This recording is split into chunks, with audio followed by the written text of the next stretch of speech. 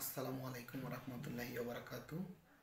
সম্মানিত viewers, basic electrical page ও Facebook page basic electrical YouTube চ্যানেলের পক্ষ থেকে আপনাদেরকে জানাই আন্তরিক ধন্যবাদ।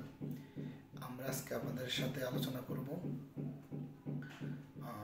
Doll starter. ডল স্টার্টারটা হচ্ছে এক ধরনের মোটরের স্টার্টার। এটা দিয়ে আপনি যে কোনো ধরনের মোটর রান করতে পারবেন। এর মধ্যে কিছু স্ট্যান্ডার্ড সাইজ আছে। আমরা আমাদের ইন্ডাস্ট্রিতে 35 কিলোওয়াট পর্যন্ত দেখেছি ডল স্টার্টার চলে। এর চাইতে বড় মোটরও ডল স্টার্টারে চালু আছে। এখন সেই ক্ষেত্রে আমরা আজকে আলোচনা করব ডল স্টার্টার। আমাদের মোটর কন্ট্রোলের অনেকগুলো স্টার্টার আছে, এর মধ্যে ডল স্টার্টার অন্যতম। ডল শব্দটার অর্থ হচ্ছে আপনার ডাইরেক্ট অনলাইন।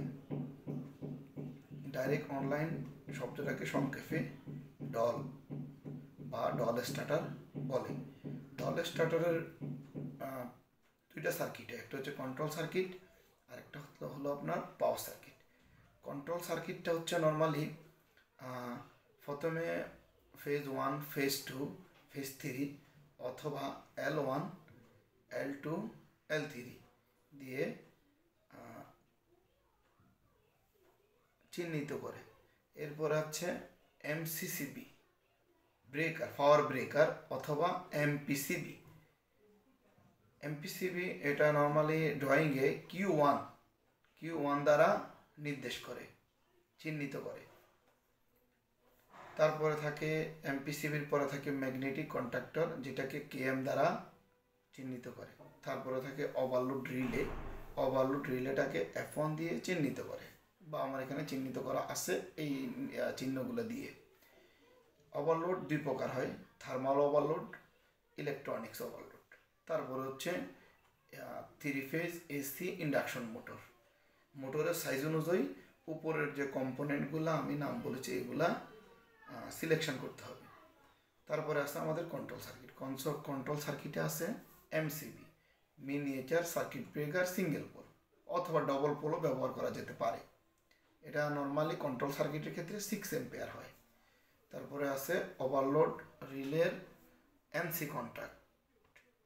ওভারলোড রিলের NC কন্ট্যাক্ট 95, 96।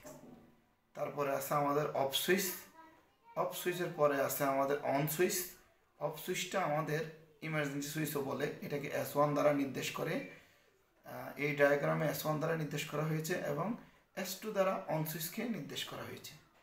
পাশে আছে ম্যাগনেটিক কন্ট্যাক্টরের অক্সিলারি অ্যানো কন্ট্যাক্ট। তারপর আছে ম্যাগনেটিক কন্ট্যাক্টর কয়েল, যেটাকে A1 ও A2 দ্বারা নির্দেশ করা হয়েছে। এরপরে আছে আমাদের নিউট্রাল। আমরা এখন এই সার্কিটটা আমরা যে রেডি করেছি, আমরা তৈরি করলাম, এটা হলো কি না এটা আমরা টেস্ট করার জন্য আমরা এটাকে অন করব। এই সার্কিটটা আমি তৈরি করেছি সিমোরিলে অ্যাপ দিয়ে। আপনারাও চাইলে এই অ্যাপ ব্যবহার করে এই সার্কিটটা করতে পারেন। আমি এই ফেলে অপশনে ক্লিক করলাম। ক্লিক করার পরে আমাদের এই সিমোরিলে অ্যাপটা অ্যাক্টিভ হয়ে যে পাওয়ার L1 অলরেডি পাওয়ার চলে আসছে ব্রেকারের উপরে। তারপরে আমি প্রথমে পাওয়ার ব্রেকারটা অন করলাম। পাওয়ার ব্রেকার অন হয়েছে, 3 ফেজ লাইন নিচে নেমে চলে আসছে। তারপরে আমি কন্ট্রোল যে ব্রেকার MCB এটা অন করলাম।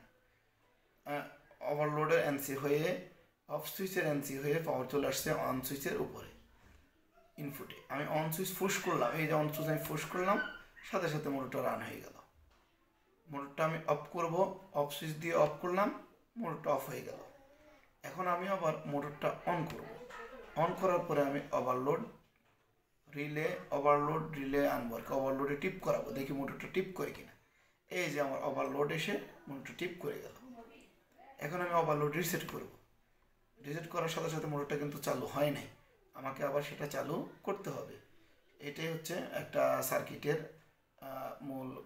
মূল জিনিসগুলা। এগুলা এই নিয়মে থাকবে, এটা এইভাবেই চলবে। আবার আপনি অন করতে হবে, আবার অন করলাম, অন করার সাথে সাথে আবার চালু হয়ে গেল।